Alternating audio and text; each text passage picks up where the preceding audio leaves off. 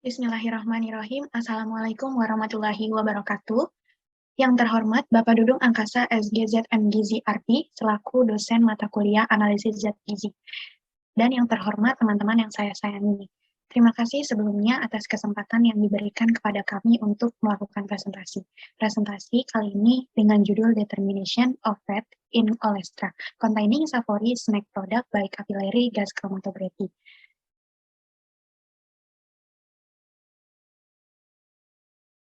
Presentasi oleh kelompok 3 yang terdiri dari saya, Farah Rahmaningrum, Gina Lestari, Nida Auliana Miranti, dan Deandra Salma Azahra. Topik yang kami bahas terdapat 16 topik, terdiri dari metode kuantitatif, ringkasan pengiriman data laboratorium, ringkasan data laboratorium sejawat, tindakan pencegahan keamanan, ruang lingkup, definisi, prinsip, solusi standar reagen, aparat, persiapan sampel, persiapan kontrol, analisis, perhitungan, laporan hasil tes, serta jaminan kualitas.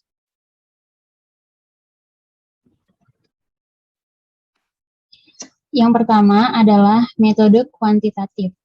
Metode kuantitatif untuk menentukan lemak dalam produk makanan ringan gurih dengan kandungan olestra sudah divalidasi dalam program metode verifikasi sejawat AOAC. Metode ini bisa digunakan untuk menunjukkan kepatuhan mengenai pedoman US Nutrition Labeling and Education Act untuk membeli label produk sebagai bebas lemak atau rendah lemak. Kemudian sampel diuji dengan disiapkan dengan memblender snack yang mengandung olestra dan lemak penuh atau trigliserida. Yang kedua, ringkasan pengiriman data laboratorium. Matriks yang digunakan adalah potato chips, potato crisps, puff keju yang diekstruksi, dan keripik jagung rasa keju nako. Kemudian, desain studi dan kinerja metode, sampel uji yang digunakan, potato chips, potato crisps, puff keju, dan keripik jagung, rasa keju nako dengan 6 level atau 0 sampai 10 gram total lemak per 30 gram porsi dengan 5 pengulangan atau tingkat. Jumlah sampel yang digunakan adalah 120. Kemudian didapatkan rata-rata pemulihan lemak total yaitu 101 plus minus 6,2% standar deviasi dan rata-rata perolehan lemak jenuh yaitu 104 plus minus 6,2% standar deviasi. Kemudian presisi sampel uji yaitu potato chips dengan total 0,5 gram lemak per 30 gram porsi dan 0,16 gram lemak jenuh per 30 gram porsi dengan 2 set 10 pengulangan. Kemudian potato crisps yaitu dengan 0,5 gram lemak total per 30 gram porsi dan 0,16 gram lemak jenuh per 30 gram porsi dengan 2 set 10 pengulangan. Jumlah sampel yang digunakan adalah 40. Selanjutnya, pengulangan nilai standar deviasi relatif atau RSDR yang diterima dari laboratorium pengiriman untuk lemak total masing-masing adalah 4,26 dan 4,98% untuk potato chips dan potato crisps. Kemudian RSDR nilai untuk lemak jenuh adalah masing-masing 7,35 dan 11,53% untuk potato chips dan potato crisps. Kemudian, data pengulangan dari laboratorium pengirim dan rekan dikumpulkan untuk menghitung reproduktivitas. Jumlah sampel gabungan adalah 80 sampel potato chips dan 80 sampel potato crisps. Nilai reproduktivitas relatif standar deviasi untuk lemak total adalah 7,33% untuk potato chips dan 7,15% untuk potato crisps. Nilai RSDR untuk lemak jenuh masing-masing adalah 11,6 dan 13,5%. Yang ketiga adalah ringkasan data laboratorium sejawat. Matriks yang digunakan adalah potato chips dan potato crisps. Akurasi atau perolehan kembali sampel uji yang digunakan adalah potato chips dengan 5 level atau 0,0 sampai 3 gram lemak total per 30 gram porsi dengan 5 pengulangan atau tingkat. Jumlah sampel yang digunakan adalah 25. Kemudian didapatkan rata-rata pemulihan lemak total 88 plus minus 4,9% standar deviasi. Kemudian rata-rata pemulihan lemak jenuh 95 plus minus 3,6% standar deviasi. Jumlah sampel untuk presisi adalah potato chips dengan 0,5 gram untuk lemak total atau per 30 gram porsi dan 0,16 gram lemak jenuh per 30 gram porsi dengan 2 set 10 pengulangan. Kemudian untuk potato crisps 0,5 gram lemak total per 30 gram porsi dan 0,16 gram lemak jenuh per 30 gram porsi dengan 2 set 10 repetisi.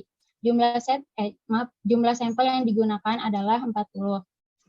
Kemudian, pengulangan RSDR nilai total lemak yang diterima dari laboratorium rekan masing-masing adalah 3,90 dan 7,33% untuk potato chips dan potato crisps. RSDR nilai lemak jenuh masing-masing adalah 4,01 dan 8,31% untuk potato chips dan potato crisps. Yang keempat, tindakan pencegahan keamanan. Fasilitas dan peralatan laboratorium yang tepat perlu digunakan ketika melaksanakan metode ini. Lemari es tahan ledakan, lemari asam, kaca pengaman, sarung tangan tahan asam dan basah, dan pakaian laboratorium. Analisis harus dilatih di lokasi dan pengoperasian pencuci mata yang aman dan pancuran keselamatan. Heksana yang dihangatkan di dalam tabung sentrifuge tertutup menghasilkan tekanan. Perawatan perlu diambil untuk tidak terlalu panas pada tabung. Tabung sentrifug harus bebas dari retakan dan goresan dan perlu ditangani secara hati-hati. Kloroform, beracun dan diduga karsinogen itu perlu digunakan hanya pada lemari asam kimia. Heksana dan metanol mudah untuk terbakar. Enzim lipase bisa mengiritasi kulit dan bisa mengakibatkan reaksi alergi. Hindari paparan secara berulang. Analisis perlu menghindari seluruh kontak kimia dengan kulit dan hindari menghirup debu. Apabila terjadi kontak kulit, segera bilas area yang terkena air dalam jumlah yang besar. Kemudian, baca dan ikuti seluruh lembar data keselamatan bahan yang terkait. Yang kelima, ruang lingkup. Metode tersebut mengukur total lemak dan lemak jenuh pada olestra yang mengandung makanan ringan gurih untuk pelabelan produk. Metode ini bisa mengukur apabila terdapat 0,2 sampai 10 gram lemak total dan pada 0,1 sampai 3 gram lemak jenuh per 30 gram porsi. Metode ini distandarisasi untuk mengukur asam lemak C6 sampai C24. Untuk beberapa definisi yang digunakan yaitu untuk tujuan metode verifikasi sejawat. Yang pertama, total lemak, yaitu jumlah asam lemak lipid yang dinyatakan dengan trigliserida. Kemudian lemak jenuh atau jumlah semua asam lemak lipid yang tidak mengandung ikatan rangkap. Ukuran porsi yang digunakan adalah 30 gram camilan gurih. Kemudian istilah olestra. Nama ini umum digunakan untuk campuran heksa, hepta, dan okta ester yang dibentuk oleh reaksi kimia sukrosa dan metil ester asam lemak rantai panjang dari minyak nabati. Olestra mempunyai sifat fisik dan atau organoleptik trigliserida dari mana ia berasal dan bekerja dengan cara yang sama tetapi seperti trigliserida selama memasak dan menggoreng. Prinsip yang digunakan, ekstraksi sampel snack gurih yang mengandung olestra dengan kloroform, metanol menghasilkan ekstrak lipid yang mengandung lemak total dan olestra. Lipid yang diekstraksi dihidrolisis oleh lipase, kemudian menghasilkan asam lemak dan olestra yang tidak bereaksi.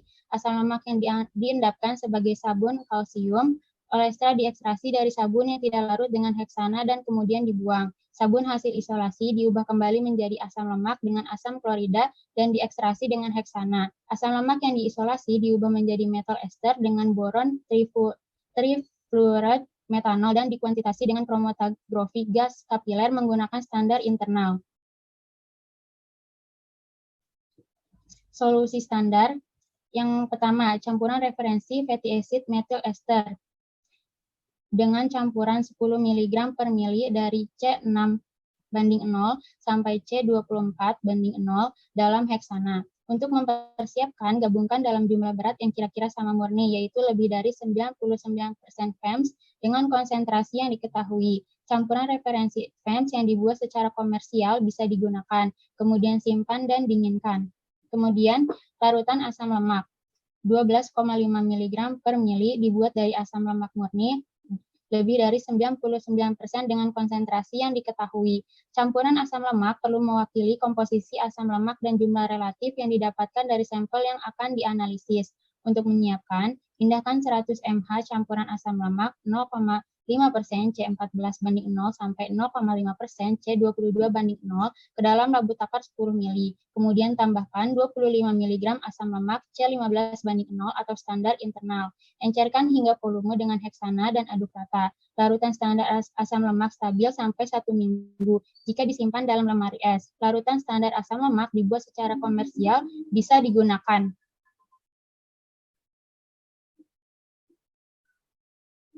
Kemudian yang ke-9 reagen. Kloroform atau stabilisasi etanol, metanol, kalsium klorida dihidrat, kalsium hidroksida, NaCl, HCl pekat, heksana dan boron, trifluorid metanol 10-5% boron trifluorid dalam metanol. Digunakan sebagai pelarut. Kemudian air yang digunakan adalah suling dan deionisasi. Kemudian tris hidroksimetil aminometase tris buffer solution. Campuran 0,56 tris sampai kalsium klorida dihidrat dalam kira-kira 900 ml air dalam gelas kimia 1 liter. Tambahkan batang pengaduk magnet dan aduk campuran pada pengaduk magnet hingga padatan larut. Kemudian sesuaikan pH-nya menjadi 8,0 plus minus 0,1 dengan HCl. Kemudian pindahkan secara kuantitatif ke dalam labu takar 1 liter, encerkan hingga volume dengan air dan aduk rata. Simpan dalam larutan buffer tris dalam wadah kaca bersumbat. Larutan akan stabil hingga 1 minggu jika disimpan di lemari es.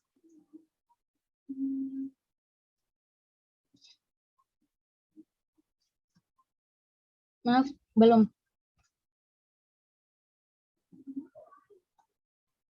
Kemudian larutan enzim lipase 500 unit lipase atau LU per mili, pipet 0,5 mili lipase 100.000 LU per mili ke dalam labu takar 10 mili.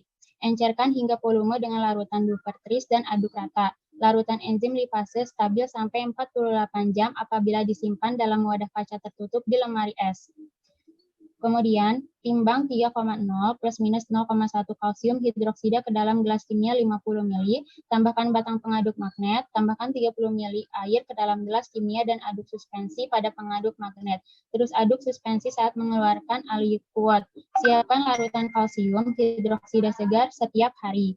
Kemudian yang terakhir dari reagen adalah larutan standar internal tripentadecanoin, 25 mg per mili timbang plus minus 0,001 gram.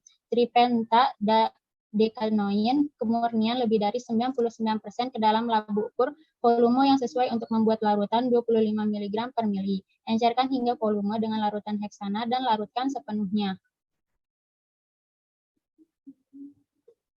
Yang ke-10 aparat. Yang pertama itu sentrifug ekstraksi, yaitu mampu memegang tabung sentrifug 250 mili dan mengirimkannya pada minimal 1.500 RCF. Yang B, sentrifug enzim, yaitu mampu menampung tabung sentrifug 50 mili dan mengalirkannya pada minimal 2.300 RCF.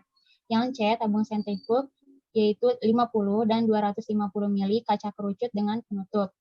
Kemudian heated water bath, mampu mempertahankan 50 derajat plus minus 2 derajat Celcius.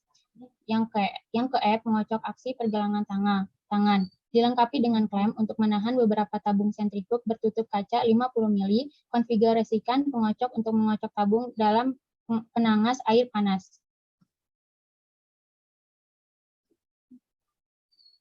Kemudian capillary gas chromatograph, dilengkapi dengan injektor split atau split LED, detektor ionisasi nyala, integrator, dan perekam grafik. Kolom GC 15 meter x 0,25 mm adalah kolom kapiler fusi silika dilapisi dengan DB wax dengan ketebalan film 0,25 atau setara. Kemudian, kondisi pengoperasian GC. Berikut ini disarankan kondisi awal yang ditentukan ialah kondisi bisa dimodifikasikan seperlunya untuk memenuhi spesifikasi kerja. Gunakan pembawa helium kemurnian tinggi yang dioperasikan pada kecepatan linear kurang lebih sama dengan 25 cm per S.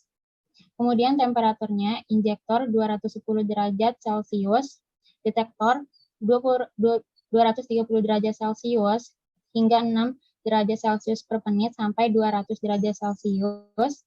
Dengan suhu awal yang lebih rendah mungkin dibutuhkan guna memisahkan C6:0 dari pelarut. Kemudian faktor respon eksperimental GC, injeksi campuran referensi FEMS ke kolom GC. Hitung faktor respons untuk tiap FEM untuk campuran referensi FEMS dibuat secara komersial, pakai bobot yang dilaporkan pada sertifikat analisa. Kemudian rumusnya di bawah ini.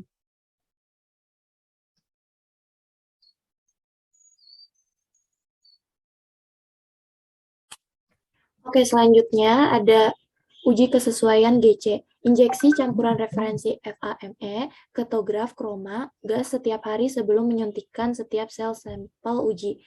Pertama, ada tes dasar, injeksi heksana yang kosong akan diuji kromatogradi, garis dasar blank heksana harus rata dan tidak mengandung puncak yang dapat mengganggu analisis tersebut.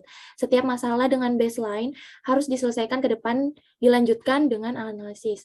Selanjutnya ada pengukuran resolusi. Ukur resolusi antara metil oleat dan metil stearat dalam campuran referensi FAMES sesuai dengan referensi 6 dan resolusi harus 1,25.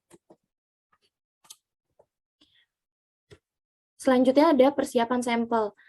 Berikut ini adalah cara membuat camilan gurih yang diperlukan alat, yaitu alatnya adalah blender. Blender ini digunakan sebagai alat dalam membuat perubahan pada snack gurih untuk menjadi butiran berupa tekstur halus. Kemudian tekstur tersebut akan dipindahkan ke dalam wadah seperti toples kaca yang ditutup dengan rapat agar meminimalisir terjadinya kerusakan dan perubahan komposisi. Selanjutnya ada persiapan kontrol. Metilisasi dan kontrol GC digunakan untuk memantau adanya perolehan dan ketepatan metilisasi GC. Dan dibutuhkan adanya pipet 2 mili atau setara dengan 25 mg, kemudian larutan standar asam lemak 7,2 ke dalam labu Erlenmeyer 25 mili. Kemudian bahan referensi kerja atau WRM. Libatkan WRM untuk memantau produktivitas metode dengan cara memilih produk snack yang mengandung olestra dengan trigliserida 3-5%. Kemudian hasil tersebut harus tepat kurang lebih 2 standar deviasi dari nilai SI. Selain itu, dibutuhkan pula kantong standar internal tripentadakanoin untuk memastikan reagen bebas dari kontaminan.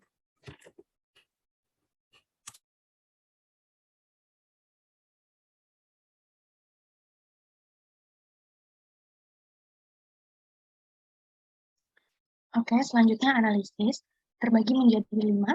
Yang pertama, ekstraksi lipid, ekstraksi lemak, pencernaan enzim, pembuatan metil ester, dan analisis GC.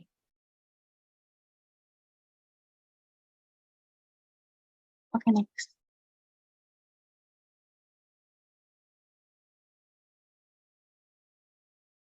Kemudian perhitungan. Pada gram lemak dalam 30 porsi,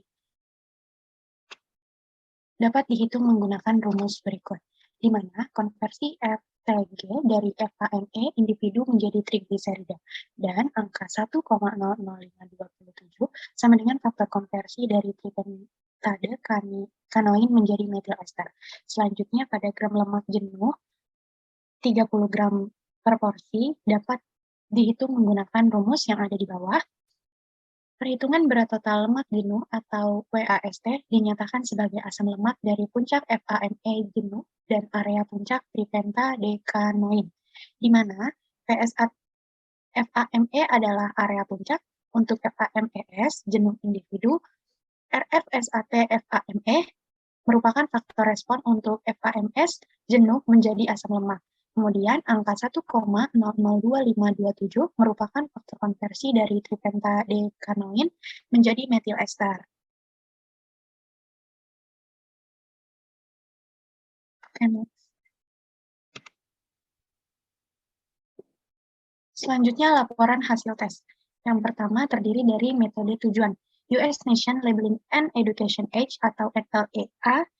Dalam pelabelan memiliki persyaratan khusus dalam pelabelan lemak dan klaim kandungan lemak pada produk makanan. Asam lemak tersebut dapat berasal dari berbagai sumber seperti trigliserida, digliserida, monogliserida, fosfolipid, dan ester sterol. Selanjutnya, pada BPOM, akan mengukur olestra sebagai lemak yang tidak tepat. Oleh karena itu, dengan tujuan ini untuk mengembangkan metode analisis lemak pada snack duri berformulasi olestra. Kemudian laporan hasil tes yang kedua yaitu dengan validasi metode. Validasi metode diikuti, merupakan panduan dalam program metode terverifikasi sejawat AOAD berdasarkan pedoman kebijakan dan prosedur.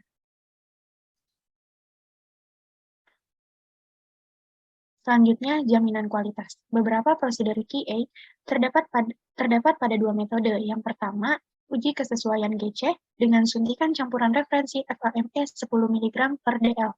Campuran FAMS tersebut termasuk pada C6, C8, C10, C12, C14, C15, C16, C16-1, C17, C18, dan C18-1.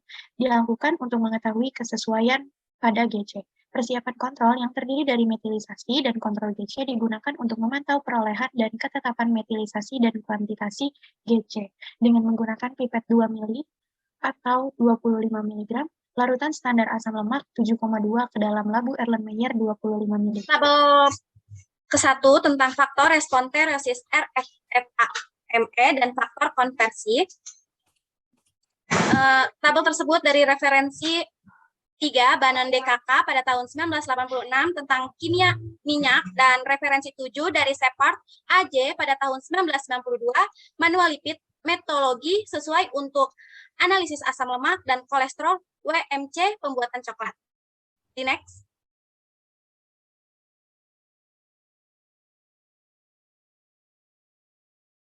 Tabel kedua tentang sampel linearitas. Berikut adalah tabel sampel linearitas. Bisa di next. Hasil total lemak dan lemak jenuh untuk campuran snack olestra dan snack full lemak ada 6 tingkat tambahan. 5 pengulangan atau level dalam keripik kentang. Pop keju dan keripik jagung keju nako. Nilai terukur dan tidak dikoreksi untuk lemak. Latar belakang yang diamati oleh 0 gram sampel lemak atau sajian. Next. Tabel 3. Tentang rata-rata total lemak dan lemak jenuh dalam kurung N sama dengan 5 dan RSG untuk setiap tingkat penambahan sampel makanan ringan yang dicampur dari sampel tabel 2. Tabel tersebut adalah tabel camilan penuh lemak. Next. Berikut kita memiliki kuis. Soalan pertama yaitu total lemak adalah jumlah asam lemak lipid yang dinyatakan sebagai A. Kolesterol, B. Trigliserida, C. Lipid. Jawabannya adalah B. Trigliserida. RFAM adalah faktor respon FAME pada A. Individu, B. Kelompok, C. Individu dan kelompok. Jawabannya adalah A. Individu. Soalan berikutnya. Olestra titik-titik oleh enzim pankreas atau lipase dan tidak memberikan kontribusi kalori ketika dicerna. Jawabannya A. Dicerna, B. Diserap, C. Tidak dicerna. Jawabannya adalah C. Tidak dicerna. Di dalam perhitungan dibutuhkan lemak dan lemak jenuh 1 porsi. Berapakah 1 porsi lemak yang dibutuhkan? A. 30 gram, B. 35 gram, C. 20 gram. Jawabannya adalah A. 30 gram. Nomor 5. Asam lemak diendapkan sebagai sabun. A. Kalsium, B. Kalium, C. Lemak. Jawabannya adalah A. Kalsium.